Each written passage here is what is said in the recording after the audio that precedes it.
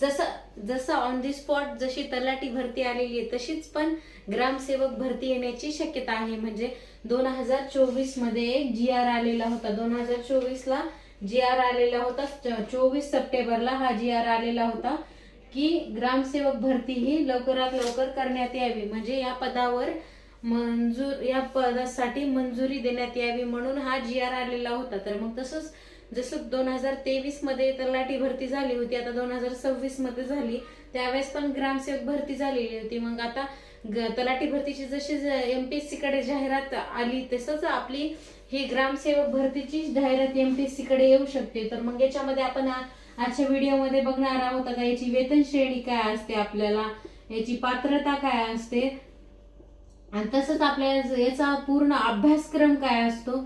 तर हा पूर्ण डिटेल व्हिडिओ बघणार आहे. त्याच्यानंतर आपण याच्या स्टेप बाय स्टेप सगळे व्हिडिओ याच्यानुसार घेणार आहेत की याच्यामध्ये म्हणजे सिलेबसला काय असतो, पात्रता कशासाठी लागते, आपण म्हणजे कोणता अभ्यास केल्यानंतर आपल्याला ग्रामसेवक होऊ शकतो. तर या पदाचं नाव आता काय असणार आहे, या पदाचं नाव काय होणार आहे, ग्राम विकास अधिकारी होणार आहे.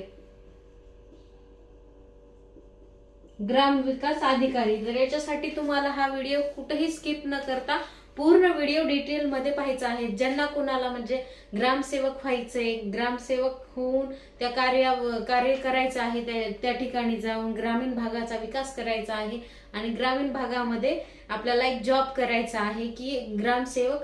पहिलं त्याला ग्रामसेवक म्हणलं जातं, मग आता याचं नाव काय चेंज होऊन ग्राम विकास अधिकारी असं याचं नाव पण होणार आहे. तर डिटेल व्हिडिओ तुमच्या सोबत शेअर करणार आहे. तर नक्की तुम्ही हा व्हिडिओ शेवटपर्यंत. पूजा राऊत या युट्यूब चॅनलवरती तुमच्या सर्वांचं खूप खूप मनापासून स्वागत. तर आजचा आपला व्हिडिओ असणार आहे ग्रामसेवक भरतीविषयी. तर ग्रामसेवक या पदाचं नाव आता बदलून काय होणार आहे, ग्राम विकास अधिकारी असं हे नाव असणार आहे.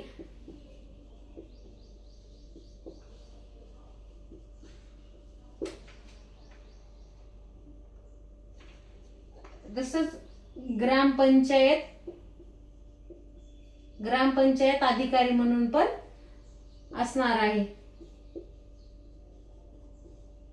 म्हणजे सुरुवातीला आपण ग्रामीण भागातला विकास करणाऱ्याला काय म्हणायचो, ग्रामसेवक असं म्हटलं जायचं. तर मग याच नाव बदलून आता काय होणार आहे, तलाठीचं जसं झालं महसूल अधिकारी म्हणून ग्राम महसूल अधिकारी म्हणून झालेलं होतं, तर याचं काय ग्राम विकास अधिकारी म्हणून होणार आहे.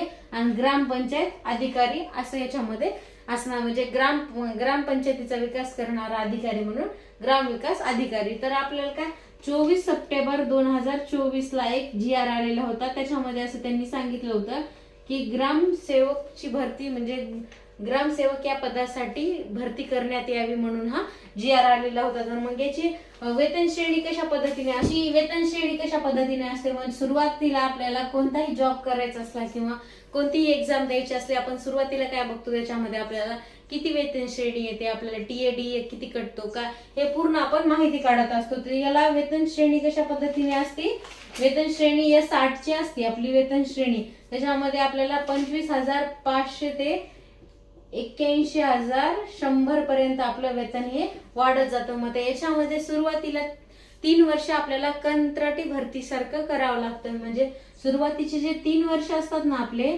त्याच्यामध्ये आपल्याला फक्त 16,000 रुपये पगारावरच हे 3 वर्ष काढावं लागतात. त्याच्यानंतरच आपलं प्रमोशन होतं. मग त्यावेळेस पण आपल्याला TADA भेटून जातो. नंतरच्या वेळेस आपल्याला TADA ह्या वेळेस पण आपल्याला म्हणजे बेसिक प्रवास भत्ता वगैरे भेटून जातो. मग आपलं वेतन 25,500 कधीपासून होतंय, 3 वर्ष पूर्ण झाल्यानंतर पासून आपलं हे ग्रामसेवकच्या पदाचं वेतन श्रेणी ही हळूहळू वाढत जाते. म्हणजे सुरुवातीला 18,000 असते, 16,000 असते. 16,000 3 वर्ष म्हणजे इंटर्नशिप केल्यासारखं 3 वर्ष 16,000 राहून त्याच्यानंतर 25,500 पासून आपलं वेतन श्रेणी, आणि महिन्याने 1 वर्षाला 6 महिन्याला प्रमोशन नुसार याच्यामध्ये वाढ होत असते. तर त्याच्यामध्ये आपला HRA कटतो आणि TADA पण कटतो. अशा याच्यामध्ये म्हणजे याच्यामध्ये 3% वाढ ही वर्षानं होत असते. याच्यामध्ये ह्या वेतन श्रेणीमध्ये 3% वाढ ही हळूहळू होत राहते. तर मग आता याच्यामध्ये पात्रता काय लागते आपल्याला, पात्रता आपल्याला सुरुवातीला काय होतं, सुरुवातीला 10वी पासवर ही पात्रता होती. 10वी पासवर पात्रता होती. मग आता त्यांनी काय केलेले आहे, याला पदवी कंपल्सरी केलेली आहे.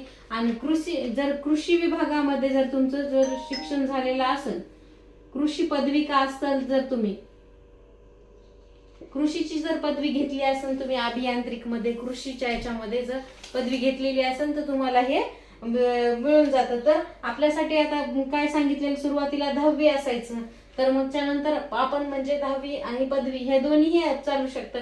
त्याच्यानंतर आताच्या ज्या GR मध्ये आलं होतं, 2024च्या GR मध्ये आलं होतं की 12वी पास प्लस त्याच्यामध्ये काय 60% हे आपल्याला पडणं कंपल्सरी. म्हणजे अगोदर काय असायचं, 10वी पासवर पण घ्यायचे. मग आता काय झालेलं आहे, 12वी पास आणि याच्यावर 60% त्याला म्हणजे आपल्याला 12वीच्या रिझल्ट मध्ये आपल्याला 60% असणं गरजेचे सांगितलेले आहेत. आणि कोणत्याही जर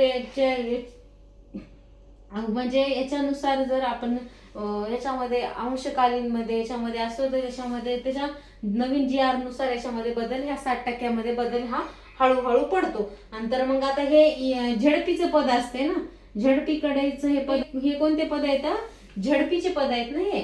त्याच्यामुळे TCS कंपनी किंवा IBPS ह्या कंपनीकडे म्हणजे आता सगळे MPSC कडे झालेत. मात्र हे झेडपीचे पद असल्यामुळे TCS कडे किंवा IBPS कडे जाण्याची दाट शक्यता आहे.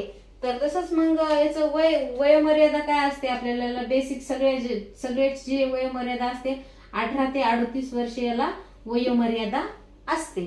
आणि त्याच्यानंतर मग 18 ते 38 वर्ष वय असते. आणि त्याच्यामध्ये वर्षानं आपलं प्रमोशन हे होत असतं. तर सुरुवातीला 60ची वेतन श्रेणी, आपण वेतन श्रेणीमध्ये बघूया. तर सुरुवातीला आपल्याला प्रमोशन कशा पद्धतीने होतं, ग्रामसेवक आपण सुरुवातीला कोण असतो, ग्रामपंचायत अधिकारी, म्हणजे हा आपण ग्रामसेवकच. ग्रामसेवक म्हणजे आपलं प्रमोशन कशा पद्धतीने होतं, तर मग सुरुवातीला ग्रामसेवक असतो. त्याच्यानंतर आपण काय होतो, विस्तार अधिकारी.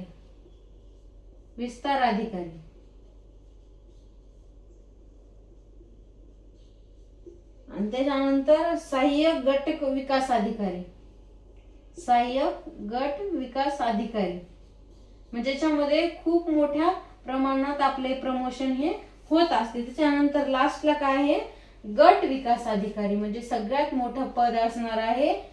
S10ची याला वेतन श्रेणी असणार आहे, गट विकास अधिकारी. हे सगळ्यात मोठं उच्च दर्जाचं पद असणार आहे. आणि याला काय असणार आहे, सहाय्यक गट विकास अधिकाऱ्याला S15ची वेतन श्रेणी लागू असणार आहे, विस्तार अधिकाऱ्याला S14ची, आणि हे ग्रामपंचायतचा सेवक किंवा ग्रामपंचायत अधिकारी याला किती, S8ची. म्हणजे याची आपण जर चांगल्या पद्धतीने हे जॉब जर केला तर याच्यामध्ये आपल्याला किती प्रमाणामध्ये प्रमोशन होते बघा. S8ची, S14ची, 15 आणि S10 पर्यंतची वेतन श्रेणी आपल्याला वाढत जाते. म्हणजे आपलं प्रमोशन हे वर्षाने होत राहतं. म्हणजे आपल्या कामाच्या हिशोबाने आपलं हे प्रमोशन होण्याची शक्यता असते. त्याच्यामुळे हे खूप महत्वाचं असं हे पद आहे. फक्त ग्रामसेवक म्हणूनही याला जज करू नका, कारण खूप महत्वाचं असं हे पद. तर मग याच्यामध्ये सिलेबसला काय काय असतं तर बघूत आपण.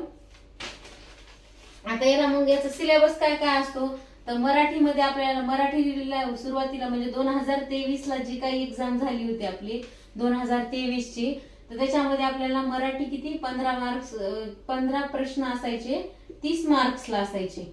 आणि त्यानंतर इंग्रजी म्हणजे बेसिक आपले जे विषय आहेत ना, इंग्रजी बुद्धिमत्ता त्याच्यानुसारच असते 30 मार्क्स, 15 प्रश्न 30 मार्क्स असणार. तसंच अंकगणित श्रेणी आणि बुद्धिमत्ता याच्यामध्ये आपल्याला किती 15 आणि हे 30. सामान्य ज्ञान मध्ये किती 15 प्रश्न 30 मार्क्स. म्हणजे तांत्रिक विषय जो असतो ना आपल्याला, जसं की ICDS तांत्रिक विषय असतो ना, तसं तांत्रिक विषयाचे ज्ञानासाठी किती 40 प्रश्न असतात, 80 मार्क्स. म्हणजे हे किती झाले, हे 120 मार्क्स आणि हे 80, असे मिळून 200 मार्क्सचा हा पेपर असतो. 100 प्रश्न आणि 200 गुण असे याला असतात. तर याच्यामध्ये आपल्याला किती 2 तासाचा टायमिंग असतो. तर जर आता ही परीक्षा जर TCS न किंवा IBPS न घेतली तर ह्याच पॅटर्न नुसार आपला सिलेबस येणार. जर ही जर MPSC कडे गेली तर मग MPSC नुसार याचा सिलेबस हा बदलण्याची शक्यता आहे. तर सध्या तरी म्हणजे TCS किंवा IBPS कडेची एक्झाम जाण्याची शक्यता आहे. त्याच्यामुळं हा त्याचा सिलेबस असणार आहे.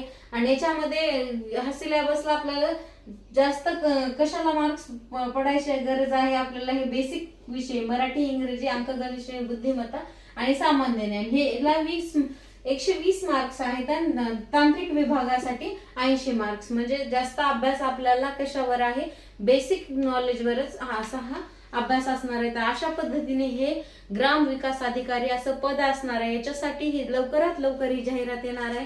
त्याच्यामुळे आपण आत्तापासून जर तयारीत राहिलो की ह्याचा सिलेबस अशा पद्धतीने असतो, मागच्या वेळेसचे क्वेश्चन पेपर घेऊन हे जर सगळा अभ्यास आतापासून थोडा थोडा कव्हर केला तरी भरती येईपर्यंत आपला किमान थोडा तरी अभ्यास होईल. त्याच्यासाठी हा माहितीपूर्ण असा व्हिडिओ आहे. आणि ज्यांना कोणाला तुमच्या मित्रमैत्रिणीला याच्यामध्ये जॉब करायचा आहे, ग्रामपंचायतमध्ये ग्रामीण भागामध्ये राहतात, ग्रामीण भागाचा विकास कशा पद्धतीने व्हावा असे नेहमी पडणारे जे आपल्याला प्रश्न असतात त्याच्याविषयी तांत्रिक विषयामध्ये आपल्याला असणार आहे. म्हणजे ग्रामीण भागाचा विकासाबाबतीत काही गोष्टी अशा तांत्रिक विषयामध्येच आपल्याला मेन्शन केलेलं असतं. आणि ज्यांना कोणाला म्हणजे या पदाविषयी आवड आहे त्यांनी पण, आणि ज्यांना आवड नाहीये त्यांनी पण, कारण खूप चांगलं असं पद आहे. याचं प्रमोशन कशा पद्धतीने, पेमेंटमध्ये कशी वाढवते हे डिटेल व्हिडिओ आपण बघितला आहे. तर तुमच्या ज्या कोणा मित्राला किंवा मैत्रिणीला याची तयारी करायची त्यांना हा व्हिडिओ नक्की शेअर करा. आजच्यासाठी एवढं. भेटूया अशाच एका माहितीपूर्ण व्हिडिओमध्ये.